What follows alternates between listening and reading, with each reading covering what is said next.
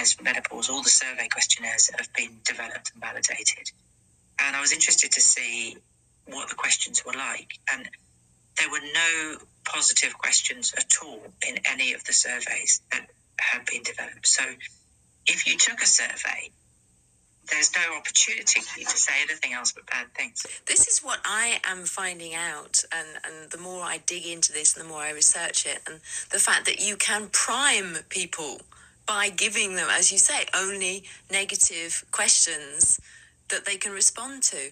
I recently, I was asked to comment on a survey about women's experience of menopause and aging. And I went back and I said, there's no room, there's no space to say anything positive. So you're just automatically assuming that it's negative. There's nowhere to go, as you say. So when people say the research shows this, you can be confident that the research is based on a questionnaire that didn't allow anyone to report something positive. And, it's obviously not necessarily going to be beer and skittles, but there are women who, in qualitative studies, do say, well, I had really heavy periods that were painful. Now they've stopped. I don't have to use contraception.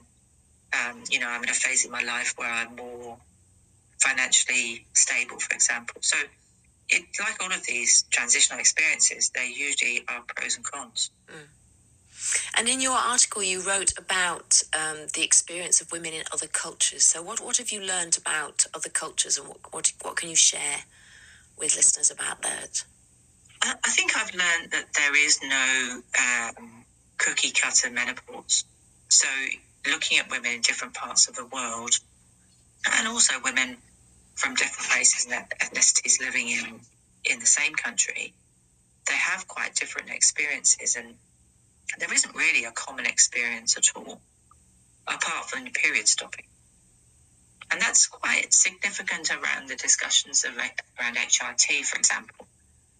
Because the study, when people say HRT is effective, what it's effective for are hot flushes and night sweats. Now, if that isn't your main problem, if your problem is muscle joint or muscle joint aches, as it is for quite a lot, say Southeast Asian women, then we don't know whether or not it works. So what are the different experiences around the world? I think there are two sort of axes of difference. One is around severity. So, for example, some women, Australian